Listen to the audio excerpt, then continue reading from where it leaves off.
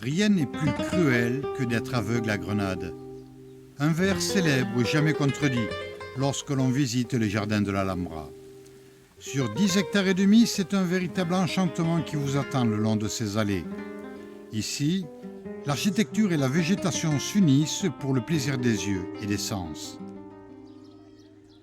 L'Alhambra de Grenade en Andalousie reste l'un des monuments majeurs de la culture islamique.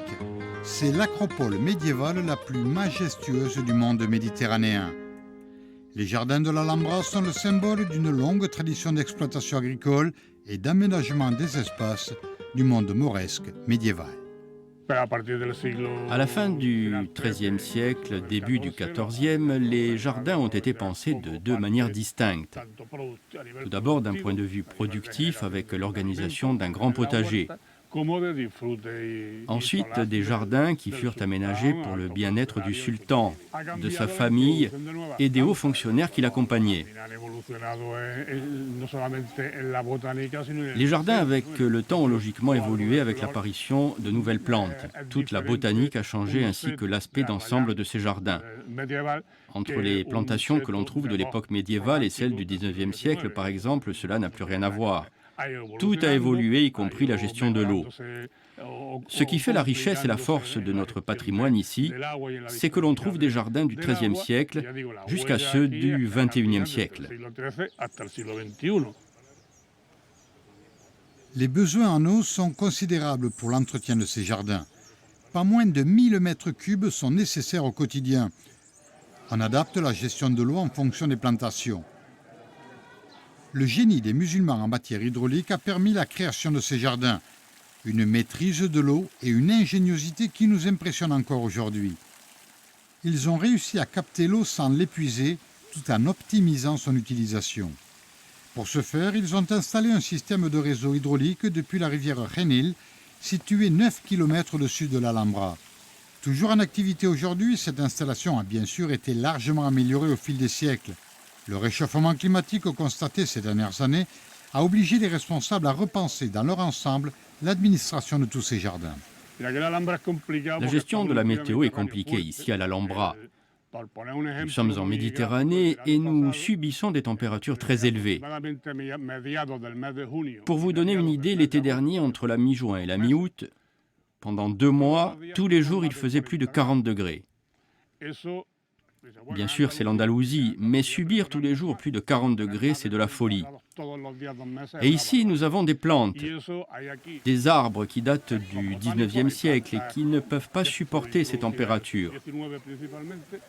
Et même lorsqu'elles ont de l'eau et qu'on les arrose normalement.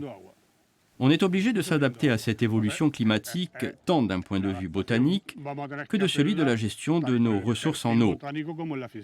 Vous vous rendez compte que l'on a connu une période de 3 mois sans pluie. La chaleur, les températures élevées, des éléments qui affectent les plantes, les arbres, mais aussi les 54 jardiniers qui travaillent chaque jour pour l'entretien et le suivi de tous ces jardins. Mais une double récompense pour eux. La fierté d'évoluer dans un site unique, exceptionnel, et le regard de tous les visiteurs qui ne peut que les conforter dans leurs tâches quotidiennes. On a un travail très compliqué, très difficile, surtout l'été, avec la chaleur qui fait beaucoup de mal. Mais il faut dire aussi que la présence des touristes qui te remercient tout le temps pour la beauté des jardins, leur entretien, certains qui t'applaudissent, cela te donne la chair de poule.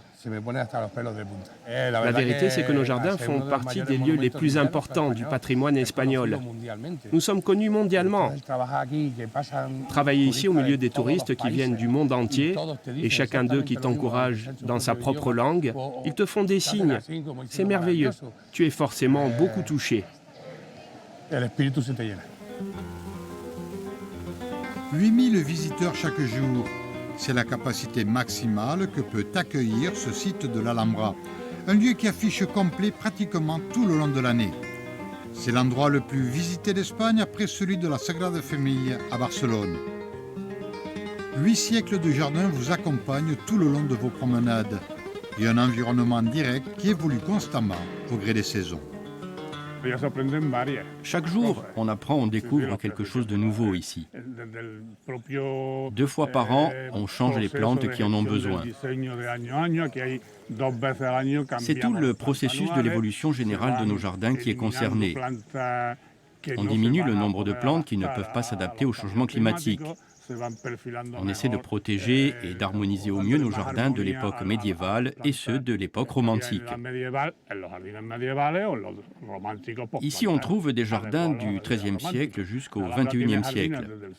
Chaque jardin nécessite sa propre forme de travail et de design.